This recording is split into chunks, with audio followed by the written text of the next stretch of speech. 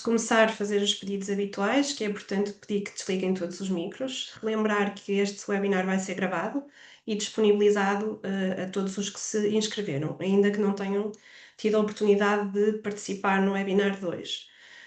Dúvidas, questões, como habitual nos nossos webinars, guardamos um espaço no final das apresentações, portanto podem ir escrevendo se quiserem na caixa do Zoom ou no final participar com o micro, que eu peço que mantenham desligado até lá. Portanto, hoje o nosso webinar, subordinado ao tema da compreensão da saúde mental no processo de insolvência, que começará por mim e que depois passarei a palavra ao Dr. Guilherme Abreu.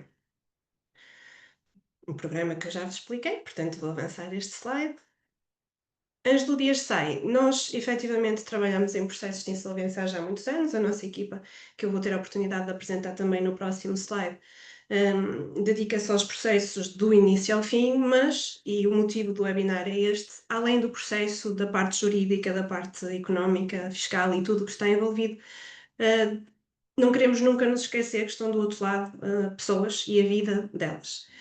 Pareceu-nos, parece-nos, e infelizmente vai continuar a parecer, que a parte humana é sempre um pouco descurada nestes processos. Portanto, o motivo deste webinar foi precisamente este, a preocupação que, pelo menos na nossa equipa, que tem processos de insolvência, processos especiais de vitalização, processos especiais de acordo de pagamento e reestruturações extrajudiciais, temos sempre esta preocupação humana e foi esse o motivo que nos levou a escolher o webinar de hoje, com a participação do Dr. Guilherme. Esta é a equipa, portanto, do Dr. Ângelo Dias, que é administrador judicial, doutora Cristina Oliveira, que trata de tudo o que é a parte económica dos processos, eu e a Filipa, que somos juristas. Este é um pequeno resumo, que daqui resulta que já há 13 anos que trabalho estes processos e que tenho tido a oportunidade, diria eu, de passar um bocadinho por várias situações que me fazem perceber o quanto a saúde mental aqui é abalada e pouco acautelada. Portanto, eu vou fazer um primeiro enquadramento naquilo que são os nossos processos e depois disso passarei a palavra ao Dr. Guilherme, que aprofundará e estudará connosco esta questão da saúde mental de quem atravessa este tipo de processos. Portanto, temos a insolvência pessoal, que pode ser particular ou coletiva, e depois temos o PER e o PA, que foram os processos que eu já mencionei anteriormente. Tivemos aqui a analisar um pouco aquilo que são os números dos processos de insolvência em 2024, com aquilo que a Degage teve a oportunidade de partilhar com toda a gente, porque é de acesso público, e a tendência crescente dos processos mantém-se, embora dos resultados deles se note aqui uma ligeira diminuição do tempo que os processos duram. É verdade que isto aconteceu mesmo em termos jurídicos, veja-se, e vou analisar isso daqui a pouco no caso da exoneração, que passou de 5 para 3 anos, mas não foi isso que tornou o processo menos penoso. Portanto, insolvência particular, que começa com o pedido de insolvência, que pode ser uma apresentação ou requerido por um terceiro, a declaração de insolvência e depois, havendo bens, a liquidação do património. No caso dos particulares, há um instituto específico que apenas se aplica às pessoas particulares, que é o da exoneração do passivo restante, que é o chamado fresh start.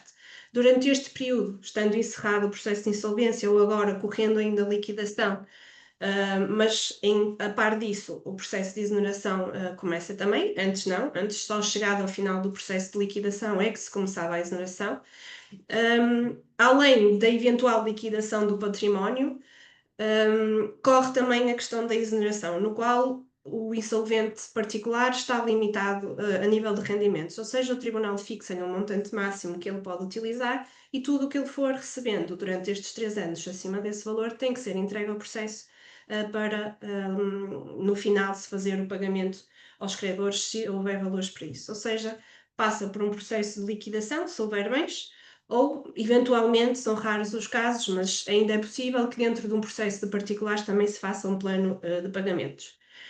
E depois disso, além de eventualmente ver o seu património vendido no âmbito destes processos, tem 3 anos onde os seus rendimentos são controlados e analisados mensalmente. E tudo aquilo que for recebido acima do salário mínimo por cada adulto e meio salário por cada criança é entregue ao processo. A de gás aponta-nos aqui para uma duração média de 56 meses dos processos, não sei se será bem isso, e a exoneração dura agora 3 anos. Já foi 5, agora são 3, a acompanhar mais ou menos aquilo que é a legislação a nível europeu. Vamos ver durante quanto tempo se mantém assim. Aquilo que eu aponto como sendo os pontos mais críticos do processo particular, que já fui mais ou menos falando, é o sentimento de fracasso, não é? Porque chegando aqui, haverá sempre alguma coisa que não correu bem. Quando alguém se apresenta à insolvência ou quando a insolvência de alguém é requerida, é porque, pelo menos a nível económico, alguma coisa não correu bem. Depois, embora aqui também se tenha evoluído um pouco, há sempre aquele estigma social de quem é declarado insolvente. Evoluiu-se efetivamente, mas continua-se a perceber que as pessoas são ligeiramente marginalizadas quando dizem que foram declaradas insolventes. E veja-se a esse nível a forma como os insolventes são limitados nos contactos com organismos públicos, no banco, não é? Porque o processo de insolvência é um processo público, precisamente para que todos os credores tenham dele conhecimento e possam reclamar, mas faz com que a vida das pessoas sejam também, a partir daí, públicas. O anúncio é publicado no portal Sítios, o anúncio que declara a insolvência, e por sua vez também é colocado um edital na porta da pessoa e dependerá dos funcionários, mas a lei a isso obrigava, colocado um edital também na junta de freguesia, para que precisamente os credores possam reclamar, mas que faz com que toda a gente à volta do insolvente tenha noção de que ele está a atravessar por um processo de insolvência. A par disto, a perda de controle, não é? Porque num processo de insolvência, a questão patrimonial deixa de estar na esfera do insolvente. O administrador passa a assumir a gestão patrimonial do insolvente enquanto o processo durar.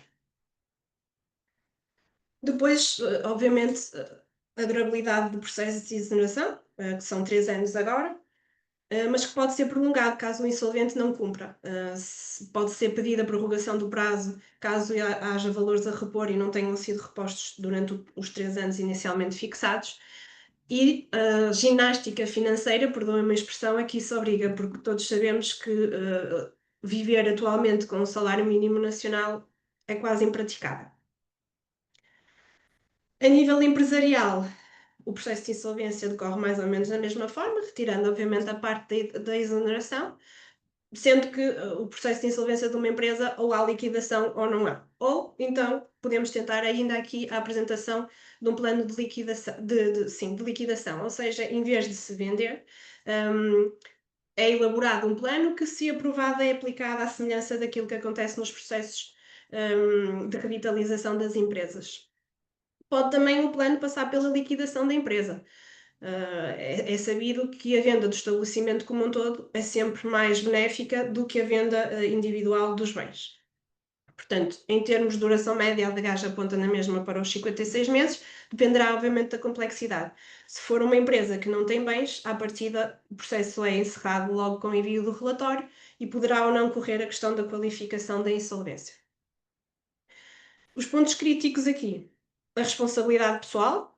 Atrás de uma empresa estão sempre pessoas, as pessoas que a criaram, as pessoas que a gerem, e o receio da qualificação. A qualificação da insolvência no âmbito das empresas tem um relevo bastante marcante, no sentido em que, além de se apresentar à insolvência ou de passar por um processo de insolvência que tenha sido requerido, vai-se aferir neste processo se quem estava à frente da empresa teve culpa na criação da situação.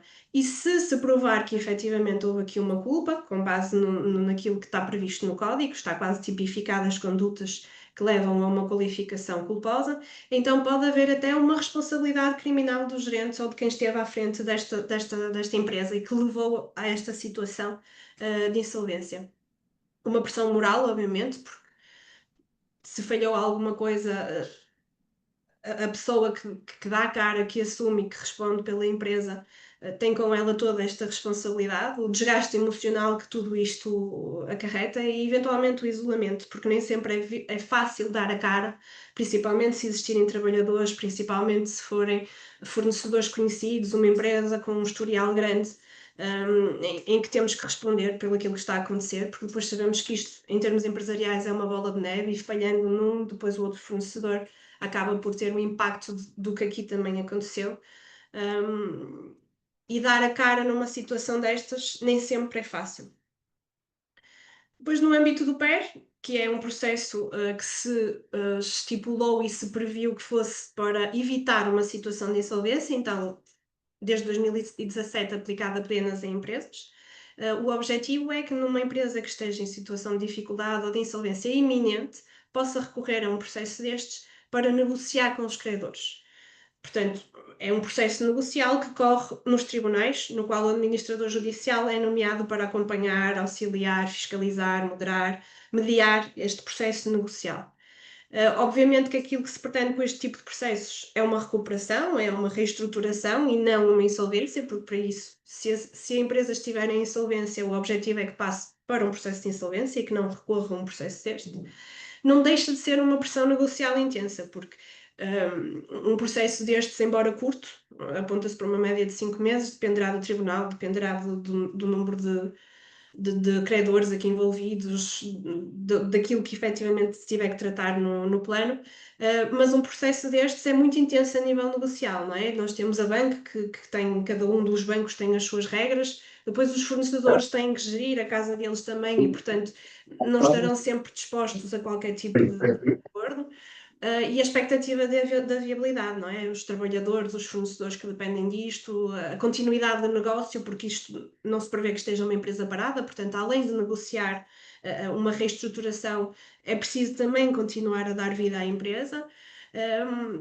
Há, embora aqui a proteção, porque o processo especial de revitalização suspende as ações que estejam a correr contra a empresa, às vezes é uma falsa ideia de uma lufada de ar fresco e os gerentes, as pessoas que estão à frente das empresas pensam muitas vezes que é o suficiente este tempo, estes 3 a 5 meses que corre o processo com a suspensão das ações, os avais que são prestados, as garantias por parte dos sócios que às vezes já estão em andamento quando se entra num processo destes e que aflige também a vida particular destas pessoas.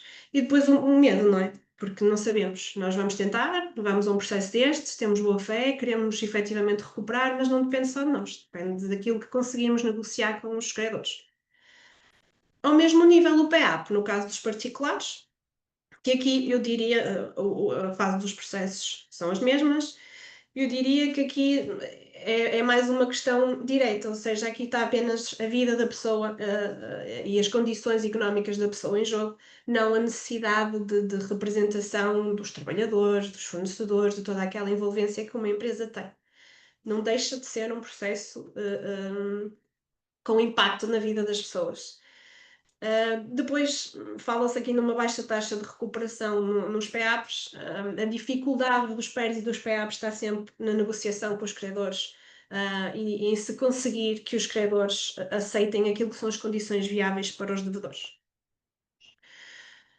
O perfil dos devedores, partindo do princípio que quem se apresenta ou que quem passa de um processo destes o faz com honestidade, porque também temos os casos de pessoas que utilizam estes processos como subterfúgios, como manobras, como forma de suspender aqui alguma coisa ou de fugir a alguma responsabilidade e não assumem efetivamente aquilo que está a acontecer. De uma forma genérica, os devedores singulares são pessoas que, obviamente, estão a passar por uma situação de sobreendividamento, o que muitas vezes acarreta ou arrasta consigo depois problemas familiares, nomeadamente o divórcio. Esta questão toda, este stress todo envolvido e toda esta gestão de sentimentos e precisamente aquilo que nos levou a este webinar, infelizmente leva também a doenças. A parte emocional tem um impacto muito grande na parte da saúde de quem atravessa por estes processos e nós sentimos isso diariamente nos nossos processos e nos contactos com os nossos insolventes ou com os devedores que atravessam os processos de revitalização. Há ainda muito um sentimento de vergonha e de culpa naquilo que os levou a este tipo de processos. E a insolvência acaba por ser vivida como um fracasso pessoal. No que diz respeito às empresas e aos gerentes das empresas, além de tudo isto, porque se efetivamente for uma pessoa com honestidade num processo destes, não deixa de ter estes sentimentos que os particulares sentem, mas acresce ainda a pressão da manutenção de empregos, dos compromissos assumidos com os fornecedores, da eventual responsabilidade que pode daí resultar se for uma insolvência e se lhe for decretado um caráter culposo. E depois os tão falados burnouts e as depressões que advêm de uma situação destas. Em jeito de conclusão, dizer que é precisamente aquilo que nós queremos acautelar e que queremos que resulte daqui deste webinar, é que este tipo de processos devem ter uma resposta jurídica correta, mas não devem esquecer a parte humana que está por trás disto. Eu não conheço, não sei se existe, mas não conheço nenhum mecanismo que proteja um insolvente ou um devedor que passe por um processo destes. A não ser um médico de família que eventualmente pode passar uma baixa se a coisa piorar muito, mas eu não conheço nos tribunais, eu não conheço na parte dos advogados, nós não temos esses acessos. Há facilidade de dar a quem atravessa por um processo deste um apoio a nível de saúde mental, psicológico, que o possa ajudar a atravessar por um processo deste. Não só atravessar, mas também depois a retomar uma vida, não quero dizer normal, mas para lá do processo de insolvência. É mesmo importante que uma pessoa esteja preparada para entrar num processo destes, para passar pelo processo e para depois retomar a sua vida, fim de um processo destes géneros. Portanto, aqui a importância entre o diálogo entre o direito e a parte financeira e a psicologia. E entrou aqui o contributo do Dr. Guilherme Abreu, com quem nós temos a honra de poder colaborar internamente em vários projetos e que por altura de pensarmos em temas do nosso webinar, foi para nós importante aproveitar esta parceria que temos com o Dr. Guilherme para de alguma forma dar aqui algumas luzes, algumas direções, alguma ajuda a quem possa atravessar por este processo. Portanto, sem mais, eu vou passar a palavra ao Dr. Guilherme. Temos aqui as características do psicólogo que nos vai acompanhar hoje. E, como sabem, no final temos um espaço para questões que poderão aproveitar. Até já. Muito boa tarde. É com muito gosto que estou a participar neste webinar e com o objetivo, de facto, de tentar ajudar sobre alguns aspectos que são relevantes na vivência de alguns acontecimentos que são muitas vezes frustrantes, ou seja, faz parte de qualquer contexto da vida ter que passar por situações difíceis e frustrantes. Portanto, o objetivo é ajudar-nos a que sejamos capazes de entender um bocadinho melhor, enquadrar isso do que é saúde mental. Então, eu comecei quando pensei este webinar, na parte que me tocava, tentei, em primeiro lugar, definir ou enquadrar o que é saúde mental. Porque mesmo, às vezes, na psicologia, isso às vezes é um bocadinho, não diria dúbio, mas há diferentes interpretações. Eu vou dar aquela que eu sinto que a minha experiência, mesmo como psicoterapeuta, me foi dando, e perceber um bocadinho o que é saúde mental. Porque nós falamos em saúde mental, mas o que é? O que é uma pessoa estar bem? O que é uma pessoa estar mal? E se é um estado de equilíbrio, se é um estado de equilíbrio com a ausência de qualquer tensão, porque às vezes as pessoas pensam que estar equilibrado é viver quase num mundo zen, onde as pessoas não têm problemas, onde estão acima dos problemas. E depois há outra questão muito, muito pertinente também, quando se analisa a saúde mental, ela tenta se equiparar à saúde, vá lá, biológica e orgânica. E se ela tem os mesmos parâmetros, se eu posso definir quase a saúde mental como defino a saúde, sei lá, um problema que eu possa ter, excesso de colesterol, excesso de açúcar no sangue, em que eu tenho padrões e que consigo perceber que se aquela pessoa está dentro daqueles padrões ou não está. O que acontece é que, de facto, na saúde mental, é isso, na comparação que se faz com a saúde, vá lá, orgânica, biológica, há uma preponderância de fatores subjetivos. Isso é importante que se perceba. A saúde mental, no fundo, afere-se um bocadinho por análise qualitativa das questões e das vertentes relacionais, emocionais, e tendo sempre em conta a especificidade de cada pessoa é única. Eu não posso ter a mesma receita, a mesma prescrição, digamos assim, de um medicamento como se dá na saúde biológica na saúde mental. Porque cada pessoa tem um mundo próprio e é original na sua forma de entender o mundo e de o compreender e de reagir a isso. Não é? Portanto, é importante percebermos isso. Eu pegava neste ponto precisamente. O modo como cada pessoa interpreta a realidade de um acontecimento e a forma como, a partir dessa interpretação, reage a esse acontecimento.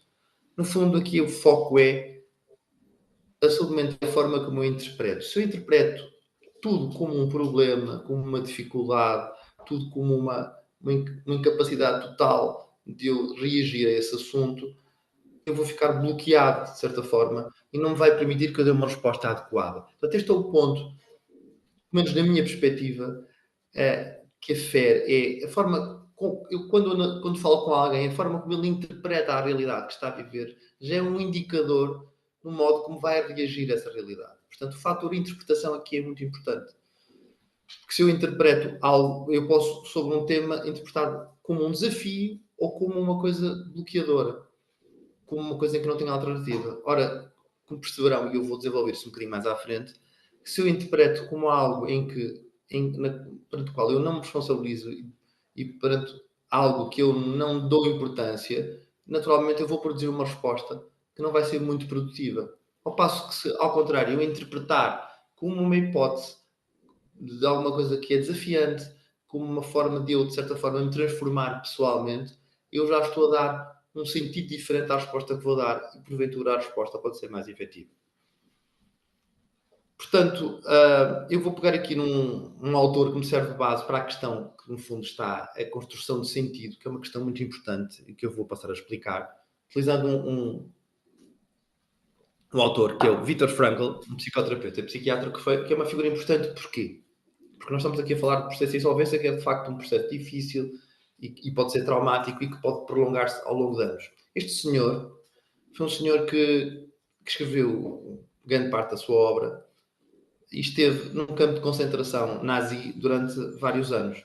Ou seja, se há alguém que sabe estar numa situação frustrante em que ele perdeu a mulher, perdeu que estava grávida, perdeu de viver umas circunstâncias, como sabem, no campo de concentração nazi, porque ele era judeu austríaco, e teve que passar, com certeza, coisas não muito positivas.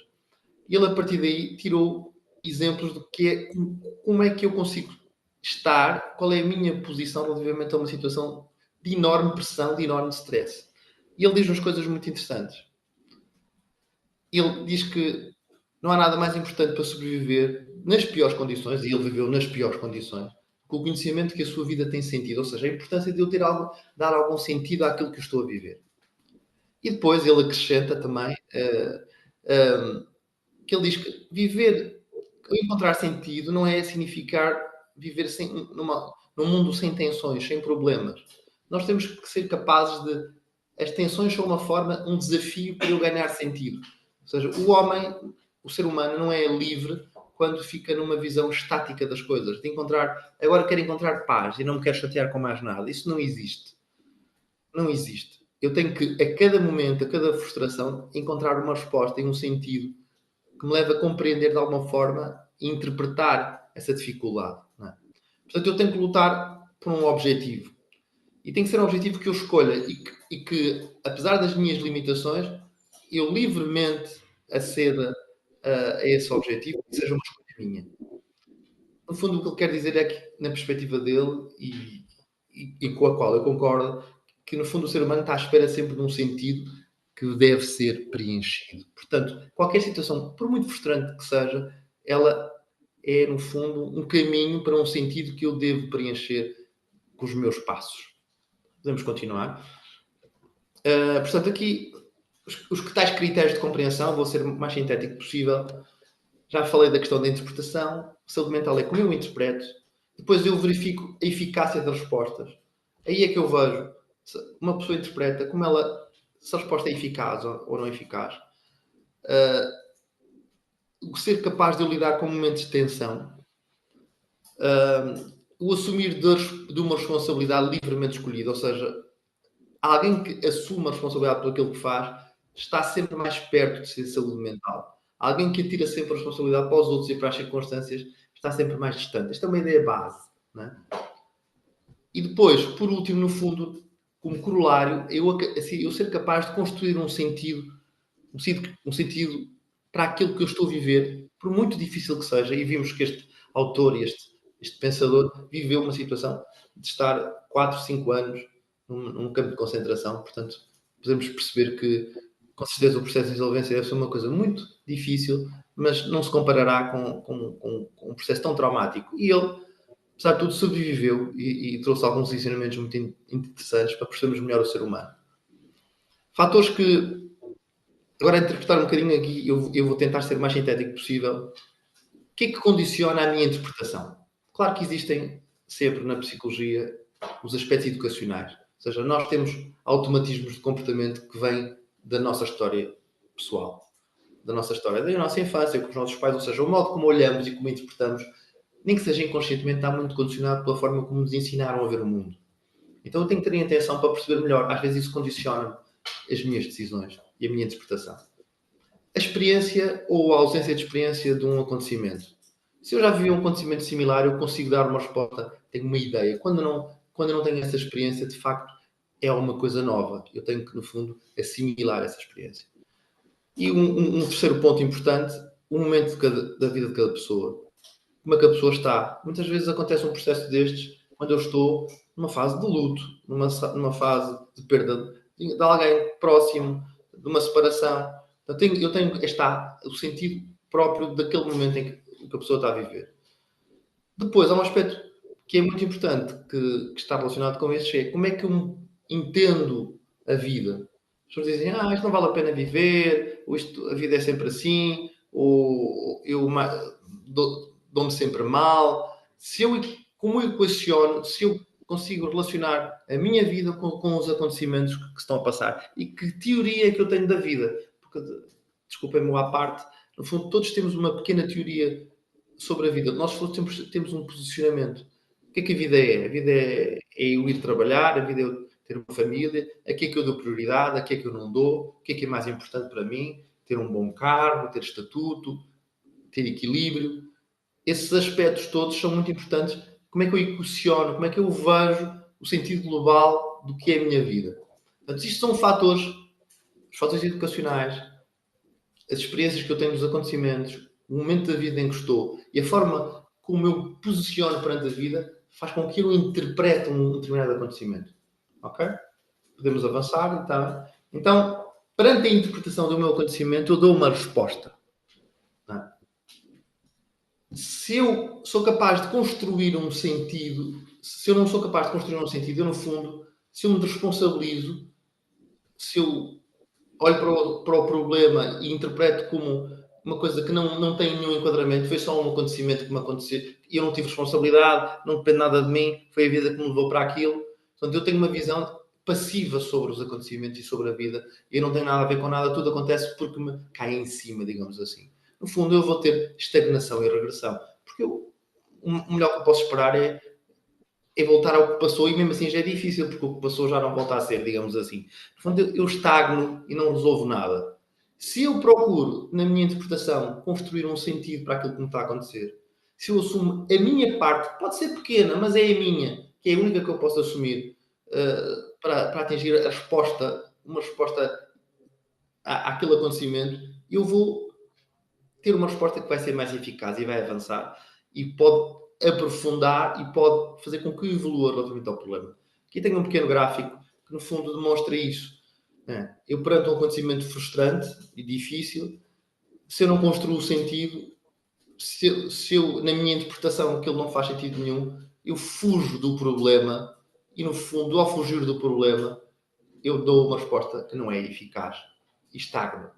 Pelo contrário, se a minha interpretação do acontecimento for acompanhada do que é que eu vou explicar um bocadinho mais à frente, do que é uma construção de sentido, eu vou enfrentar o problema, vai ser difícil, mas eu sou capaz de avançar sobre o problema e de fazer com que as coisas avancem. Voltando agora um bocadinho para a questão, que foi um bocadinho pela Graziela, foi um bocadinho explorado, as questões que são importantes, que eu tive a verificar e que, eu não sendo eu um especialista na área, mas que me interessa são as questões psicológicas. E quando falamos de um processo de resolvência, claro, não temos a noção precisa da durabilidade, porque depende do tipo de processo que existe, já vimos isso, a Graziela explicou isso muito bem. Mas suponhamos que estamos a falar de 3, 4 anos, o que for, é muito tempo. 3, 4 anos é muito tempo. Isso tem consequências psicológicas, é evidente que tem que ter, não é?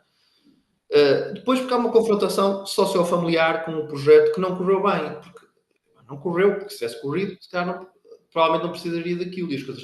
Portanto, é a confrontação com isso. E isso não é fácil, não é? Tanto socialmente como familiarmente. E como já vimos isso por muitas vezes, propicia e desencadeia divórcios, separações familiares. Sustentação económica e pessoal e familiar, reparem, aquilo é o ordenado mínimo. Muitas vezes as pessoas ficam circunscritas a um ordenado mínimo que é difícil, tendo em conta que são pessoas que às vezes tinham padrões de vida, de férias, disto e daquilo outro, de colégios dos filhos e por aí adiante, que de repente têm que ser alterados. Portanto, aquela pessoa tem que se confrontar também com uma alteração de hábitos de vida. Isso não é fácil. E é muito exigente porque, no fundo, cá está a confrontação sociofamiliar em questões muito concretas. Não é? E um aspecto muito importante que também é talvez o mais importante de todos, que é este último, que é eu achar a confusão entre projeto falhado e pessoa falhada. É muito fácil que uma pessoa se ache falhada perante todo este cenário, não é? Eu falhei, eu dei expectativas à minha família, a mim próprio, a quem estava, com quem me seguia, aos meus funcionários, e de repente, cá estou eu, e eu sou um falhado, não é? Porque eu não consegui que o meu projeto fosse avante. Portanto, estas são as questões essenciais. Portanto, num processo de insolvência, volvamos à questão agora ligando estas questões com as questões das interpretações e das respostas. Então, eu caracterizaria do que percebo do processo de insolvência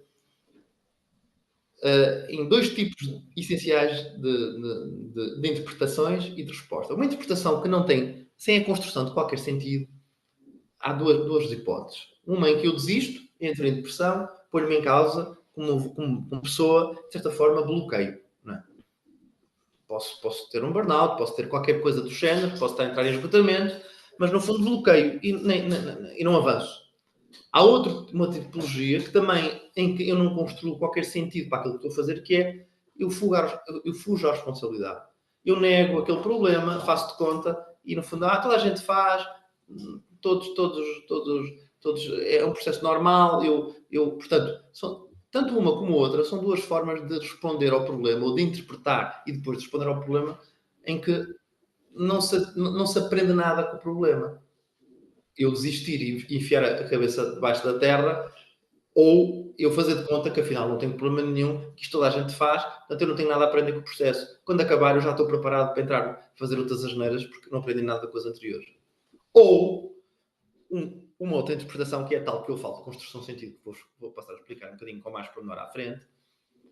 Eu integro a nova realidade como um desafio e percebo que aquilo se calhar é um sinal de que eu tenho que ter uma vida diferente daquela que tive até agora e tenho que olhar para as coisas noutra perspectiva.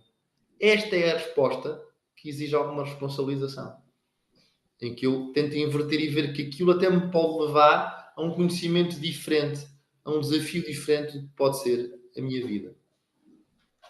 Portanto, o que é construção de sentido e o que é que implica?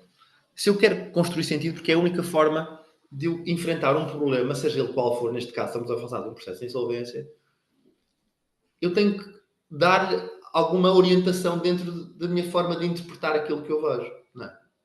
Em primeiro lugar, é fundamental que eu assuma a responsabilidade. E nós vamos ver depois cada aspecto destes, para terminar, que é a última coisa.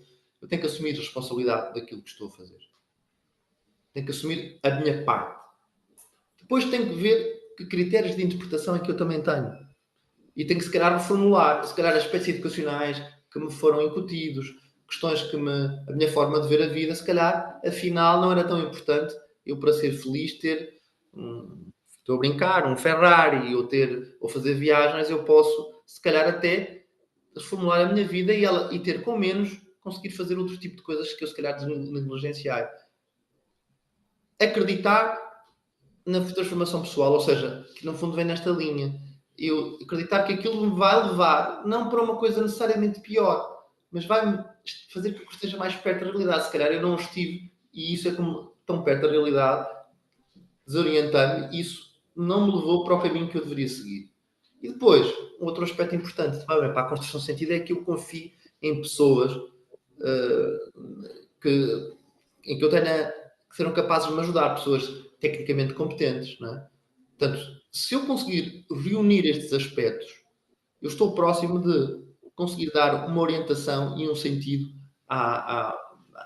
àquilo que eu estou a passar. Agora vamos ver com um bocadinho mais de detalhe o que é que isso significa. O que é que significa assumir responsabilidade? Porque às vezes em primeiro lugar, eu identificar os meus erros como erros. Ou seja, há muita tendência para eu relativizar. Aconteceu-me, o mercado estava assim, as circunstâncias são assim, aquela pessoa falhou-me, aquele fornecedor é que me falhou, que me dava aquela encomenda. E isso, em parte, pode ser verdade, mas não responde àquilo que é fundamental. Em que parte é que eu falhei? Em que parte é que eu não fui capaz de ler essa situação? E que parte é que eu podia ter feito diferente?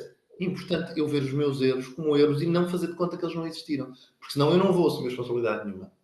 E depois focar-me no que realmente depende de mim. Porque posso sempre voltar para o condicionalismo, mas o que é que depende de mim? O que é que eu posso fazer? Porque o que os outros vão fazer ou não já não depende de mim. Mas aquela parte em que eu posso mudar de atitude, em que eu posso procurar fazer alguma coisa de concreto, é essa parte que eu tenho que sempre procurar. E depois resistir a culpar os outros pelos meus insucessos.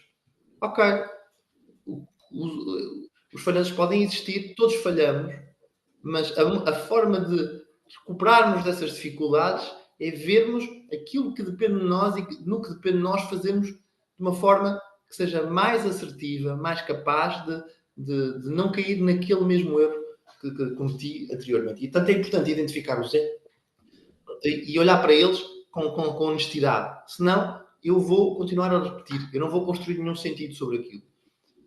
Segundo ponto, da construção de um sentido para os momentos difíceis, acreditar na transformação pessoal. Ou seja, este é um aspecto que pode parecer eu acreditar aqui pouco científico, não é? Mas é mesmo isto. Se eu acreditar que a minha história de vida tem um propósito, por muito mau que seja um acontecimento, e nós vimos aqui daquele autor do Viktor Frankl, que foi um acontecimento péssimo, ele era um psiquiatra conceituado num hospital em Viena, e de repente foi parar num campo de concentração.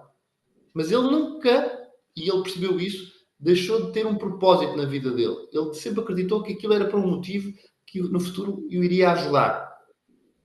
E realmente veio a acontecer. Não acontece sempre, mas veio a acontecer. Esse aspecto foi fundamental, segundo o que ele descreve nos vários livros dele, para que ele se mantivesse são mentalmente, num contexto tão adverso. Portanto, todos os acontecimentos têm um potencial transformador, mesmo os mais difíceis. Eu diria até, sobretudo os mais difíceis. Havia já há muitos anos, um piloto muito conhecido de Fórmula 1, que era o Niki Lauda, que ele dizia que aprendeu muito mais nas derrotas do que nas vitórias. E isto é um aspecto muito importante, não é? Porque de facto nós nas vitórias temos uma certa soberba, achamos que as coisas vão nos correr sempre bem. E numa derrota, às vezes num momento difícil, uma derrota que às vezes não é uma... Percebemos que temos que reformular algumas coisas, que temos que, se calhar, o propósito da nossa vida é diferente daquilo que nós imaginávamos. Isso é importante. Depois, reformular critérios de interpretação. No fundo, está relacionado com isto, que é eu conhecer o que é que me influencia, porque às vezes há aspectos educacionais que nos influenciam. O meu pai dizia-me aquilo, a minha mãe dizia-me aquilo outro, o meu irmão dizia-me aquilo outro, e às vezes são coisas que não batem certo com o que é a nossa vida. Nós às vezes até somos melhores do que pensamos, não é? E estamos sempre com aquilo no passado, a bater-nos. Então temos que olhar para isso e dizer, não, eu não tenho que ser como disseram que eu seria, a minha vida até foi uma luta, eu até me atirei para fazer um negócio, eu até me atirei... Portanto, eu olhar com outra forma e interpretar as coisas de outra maneira. Depois, um outro ponto, perceber como as experiências anteriores, como é que me marcaram as minhas atuais, e, no fundo, modificar a minha forma geral de ver a vida. Não é? Como é que eu sou capaz, como é que eu adapto. Vou dar um exemplo muito concreto. Se eu, a partir do momento que eu descobri que afinal, a Terra não é a Terra, não é o Sol que anda à volta da Terra, mas sim a Terra que anda à volta do Sol, isso modifica a minha forma. Os cientistas passaram a ver de outra maneira, ou seja, eu tenho que me perceber que, se calhar, como é que há uma nova orgânica, uma forma de eu olhar a vida diferente. Eu tenho que reformular a minha forma de interpretar as coisas e ter um modelo que se adequa à realidade que eu estou a viver no momento. Por último, a confiança no apoio externo, né? Eu permitir a ajuda dos outros. É importante, em determinada altura, que eu diga, não, eu não sou capaz sozinho. Por isso é que eu tenho um profissional qualificado, por isso é que eu tenho um gestor judicial, por isso é que eu tenho alguém que é capaz de me dar uma perspectiva, capaz de me ajudar e ver isso não como uma menor-valia, mas como uma oportunidade de alguém que me pode ajudar a ver coisas que eu não via na minha própria gestão, na minha forma de encarar as coisas. É negativo. Aquela pessoa está a intrometer-se, mas no fundo está-me a formar. Eu sei que isto pode parecer um bocadinho... No fundo também me está a formar, me está a dar uma oportunidade de eu ver coisas que eu não era capaz de ver. Portanto, se eu não me abro a isso, eu não cresço e não me transformo. Não é? E não me abro. Não é? E tenho que, só por último, neste aspecto, que é perceber muito bem, é um aspecto que eu dou muita importância sempre em psicologia, em qualquer circunstância, que é quais são os meus aliados e quais são os meus adversários para eu concretizar os objetivos que eu quero pretender, que eu pretendo definir. Concluindo, eu terminaria com uma frase de Viktor Frankl, no seu livro Um Homem em Busca de Sentido, que diz precisamente, no fundo, resume isto que eu tentei dizer até aqui. O homem não é inteiramente condicionado e determinado, pelo contrário, determina-se a si mesmo no momento de saber se cede às condições envolventes ou se lhes faz frente. Ou seja, a liberdade está na capacidade que eu tenho de ou reagir ou não reagir. E aí é uma opção minha. Eu posso ficar engolido pelas circunstâncias ou posso tentar tirar um sentido e reagir e fazer a parte que tenho para fazer. Concluindo só no último slide, falando sobre, no fundo, juntando isto tudo que eu disse à saúde mental. No fundo, quando eu tenho uma resposta impulsiva, não reflexiva, eu fecho-me em mim próprio e cedo perante as condições que me envolvem e, no fundo, eu não construo sentido nenhum por aquilo que estou a passar, seja isso o que for. Ora, se eu dou uma resposta integrada, se eu defino que sou livre, no fundo, de reagir às dificuldades que estou a ter e faço frente às condições que me envolvem, eu, no fundo, sou capaz de construir um sentido e, neste caso, estou mais perto de ter a minha saúde mental assegurada. E, no fundo, sinteticamente é esta a conclusão que eu gostaria de tirar e que, no fundo, que define o essencial do que é a saúde mental, que é sermos capazes de construir um sentido para os problemas que temos que deparar e sabemos reagir a cada momento às dificuldades com as quais nos deparamos no dia-a-dia. Muito obrigado pela vossa atenção. Qualquer depois, suponho que questão queiram colocar, estarei disponível.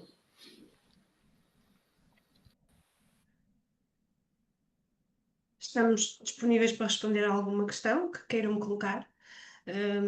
Se calhar aproveitar aqui esta conclusão do Dr. Guilherme para vos dizer que esperamos ser os profissionais que vos possam ajudar numa situação mais complicada. No final vão ter os nossos contactos e estamos disponíveis para aquilo que for necessário, quer seja num processo de insolvência ou qualquer outra coisa que vejam que podemos ajudar, e no caso do Dr. Guilherme, a nível da saúde mental, muito mais. Vamos dar aqui um bocadinho para perceber se existem algumas questões que depois também podem colocar por escrito. Eu gostava, se me permitem, primeiro agradecer aos dois palestrantes as vossas Podem colocar as comunicações. questões no chat ou podem intervir neste Zoom, se assim entender. Estava eu a dizer que, não sei se me estou a fazer ouvir. Estão-me a ouvir? Sim, estamos. Sim, obrigado. Estava eu a dizer que, antes de mais, agradecer aos dois ilustres palestrantes as comunicações que fizeram, agradecer não só por aquilo que nos transmitiram e partilharam, e por outro lado, enquanto responsável pela equipa da Ângelo Dias SAI, da Sociedade de Administração de Insolvências, dizer a todos aqueles que não são, digamos, desta área, e como a Graziela já o afirmou, nós estamos disponíveis para tentar ajudar em vários, digamos, em vários âmbitos, e não tem necessariamente que ser numa situação de dificuldade, numa situação de PER, numa situação de processo de insolvência ou de qualquer outra circunstância. Gostava, sem com isto parecer que estamos aqui numa vanglória e internamente a querermos, digamos, realçar o trabalho, mas a verdade é que nos últimos tempos, e já estamos quase a caminho de 2 anos, que temos tido a colaboração do Dr. Guilherme Abreu, naquilo que entendemos que é um apoio não só a estes 4 profissionais que apareceram da equipa SAI, mas a equipa toda, de todos os colaboradores do grupo, já somos 20 e alguns, e todos temos a possibilidade e a disponibilidade do Dr. Guilherme exatamente para conversar connosco individualmente e de uma forma perfeitamente profissional, o que significa que há sigilo, que há confidencialidade, nós podemos confiar num profissional. Não somos nem melhores nem piores que outras empresas ou que outras organizações, mas dizer-vos de que no momento em que se ouve tanto os departamentos de felicidade, os departamentos de tantos outros nomes que nos transmitem alguma sensação de bem-estar, aquilo que nós sentimos é que, estando acompanhados por profissionais e estando acompanhados por pessoas que sabem ouvir e que sabem escutar, provavelmente a nossa forma de estar na vida é muito mais fácil e muito mais positiva e proativa. A questão que eu gostava de colocar, e em jeito de desafio aos dois, era de que, sendo nós uma empresa que lidamos muitas das vezes com os insolventes, que somos pessoas que estão permanentemente em circunstâncias de muitas dúvidas e que às vezes chegam até nós com pseudo-certezas, porque no café, no almoço ou no jantar de amigos ou de familiar, toda a gente fala de insolvências, toda a gente fala de PERs e toda a gente parece que sabe deste tema. E é um tema que não é propriamente fácil, porque há particularidades. Somos muitas das vezes, e era este o meu pontapé de saída para o desafio da partilha dos dois palestrantes, somos nós muitas das vezes, passa a expressão e entre grandes comas, somos nós os grandes psicólogos, porque temos muitas das vezes que, desculpando-me o termo, levantar a moral e a autoestima das pessoas, porque elas vêm reunir connosco fisicamente ou à distância e estão completamente cabisbaixas, estão completamente derrotadas perante a vida e o que é que vai ser de mim na minha terra e o que é que vão dizer, e nós muitas das vezes somos os primeiros auxiliares, mais do que a questão técnica, somos os primeiros a ter que dar uma palavra amiga, a ter que de alguma forma dar um conforto. E como dizia o Dr. Guilherme há bocado, e muito bem, apesar de um administrador social entrar na vida da pessoa, tem que haver aqui uma confiança e tem que haver aqui algo de muito mais do que a questão profissional. E eu digo isto muitas das vezes, e já me calo, de que a confiança não se toma por comprimidos, nem se ganha por comprimidos. E isso é uma dificuldade que muitas das vezes nos processos existem, porque às vezes achando que escondendo alguma coisa que é a realidade, pensam nas pessoas que se podem estar a ajudar e muitas das vezes podem estar a prejudicar. E era um bocadinho neste sentido que eu gostava de ouvir, quer da Graziela, quer do Dr. Guilherme, qual o conselho que pode ser dado a uma pessoa que, estando ou não num processo de insolvência, mas que estando com uma dificuldade na vida, possa de alguma forma sair um bocadinho do seu umbigo e partilhar com quem de direito, e naturalmente não tendo que andar nem com uma bandeira nem com um letreiro a dizer eu estou aflito ou tenho algum problema. Força disso. Então, não sei se me estão a ouvir, nós estamos aqui com... Sim.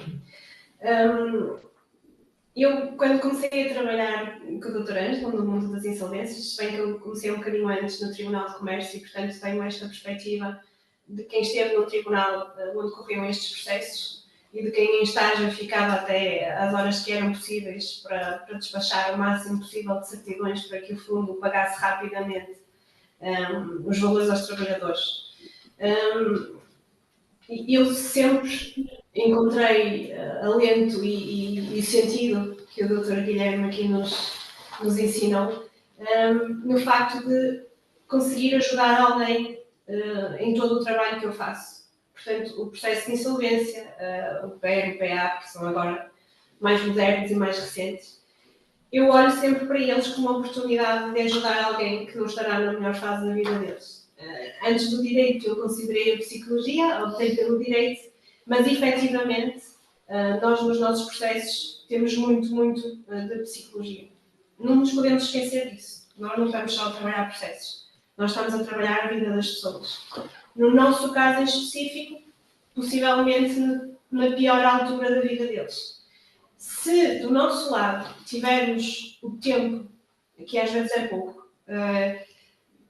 e o cuidado de ouvir, às vezes basta ouvir. Eu já tive reuniões com insolventes que fizeram questão de mostrar as marcas físicas.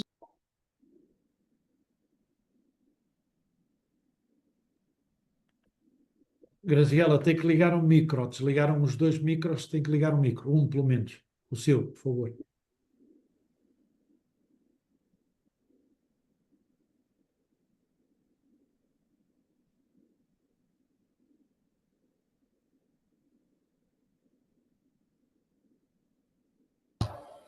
Ok, acho que agora já está. Sim, ok.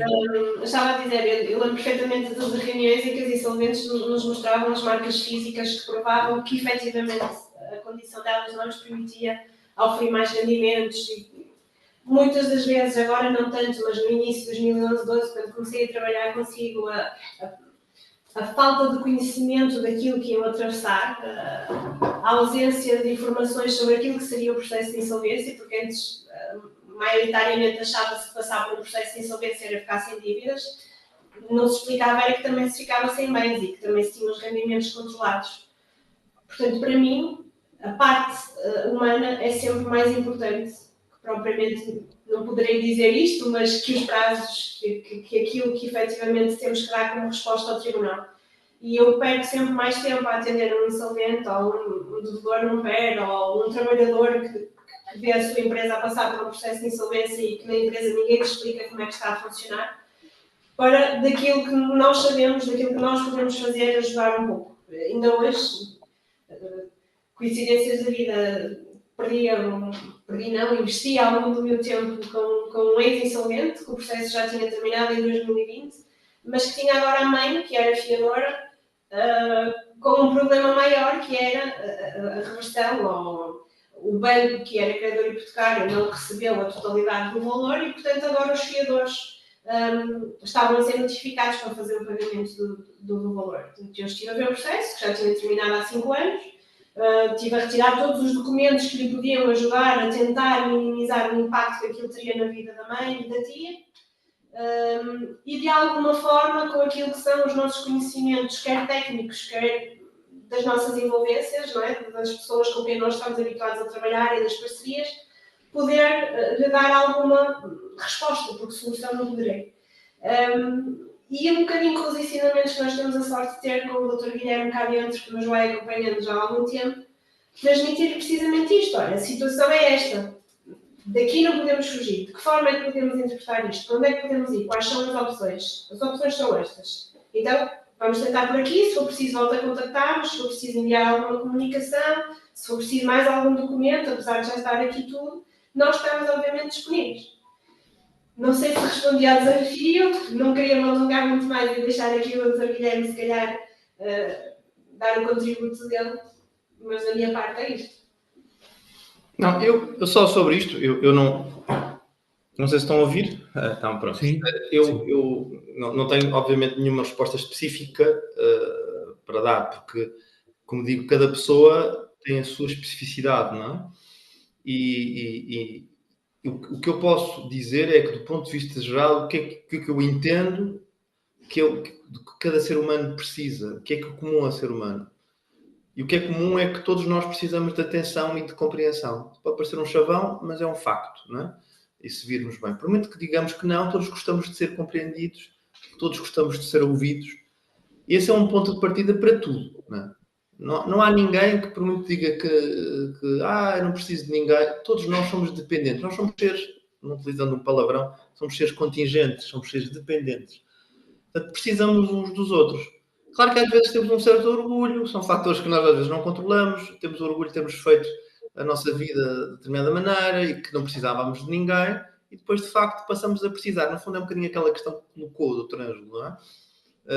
E como é que eu vou aceitar? Eu nunca precisei de ajuda, agora vem alguém ajudar-me, vem alguém meter-se, não compreende sequer a minha situação.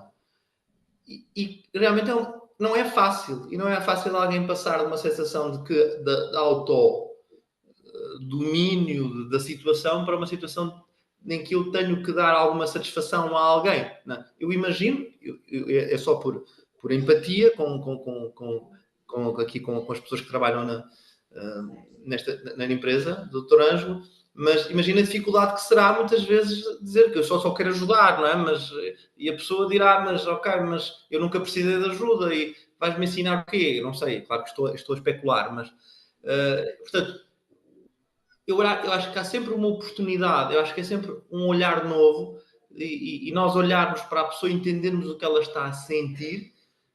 Claro que há diretrizes e há aspectos concretos da vida que nós não podemos fugir e cumprir de certos prazos, as consequências das nossas atitudes. No fundo, um momento, o que eu quero dizer é, um momento de dificuldade é sempre uma escola e uma oportunidade para nós aprendermos algo diferente, não é? E a psicologia não é uma coisa estanque. O que eu quero dizer com isto é o seguinte. Claro que é muito importante, como disse a Graziela, que todos tenhamos certas noções de conhecimento do ser humano, porque isso vai fazer com que, efetivamente, a minha dimensão técnica, da minha competência, a minha idoneidade técnica para tratar com determinado assunto, tenha uma eficácia diferente.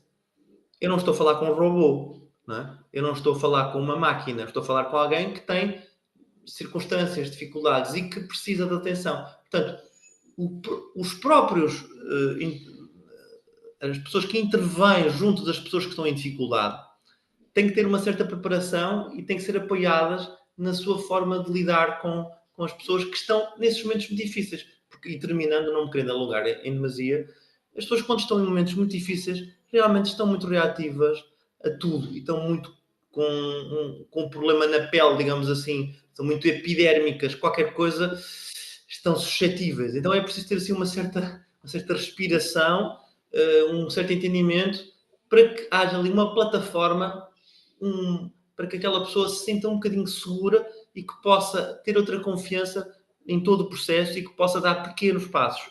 Porque um processo deste exige olharmos com muita paciência e ajudar a que a pessoa dê pequenos passos. Porque ninguém vai lá, de repente, ninguém se altera, ninguém se transforma de um dia para o outro, evidentemente. Obrigada, Dr. Guilherme. Não havendo mais questões, apesar de termos aqui um contributo da Carolina, a quem eu agradeço, estamos obviamente disponíveis, até porque trabalhamos na mesma área. Agradecer ao Dr. Guilherme. Foi para nós importante fazermos um webinar destes, sair um bocadinho daquilo que é transmissão de conhecimentos técnicos, para que também se perceba que aqui na SAI, nas Ludias SAI, para nós é efetivamente fundamental a questão humana e o bem-estar das pessoas que atravessam por este processo. E que, sabendo que estamos limitados ou amarradas àquilo que são as formalidades e as obrigatoriedades do processo, olhamos sempre para um processo como uma nova oportunidade de quem está do lado lá e tentamos ser sempre a solução de quem atravessa este processo. Ajudamos sempre, ou queremos sempre, ajudar a que possam ter esta perspectiva que o Dr. Guilherme transmitiu e que num processo tão impactante como estes possam encontrar algum sentido, alguma solução e uma nova oportunidade, não é? Nós temos na exodoração o tão conceituado Fresh Start. O Fresh Start também pode ser para uma empresa, não é? Portanto, depende de como as pessoas olharem para isto e que sentido lhes quiserem. Não havendo mais nada, estão aqui os nossos contactos. Agradecer mais uma vez a todos os que estiveram presentes e ao Dr. Guilherme, que aceitou o nosso convite e que também colabora connosco há já 2 anos, como disse o Dr. Vai, obviamente, como é habitual, seguirá um e-mail depois e a gravação estará disponível. Os nossos contactos estão aqui, estão nos nossos sites. Se precisarem de alguma coisa, disponham. Obrigada.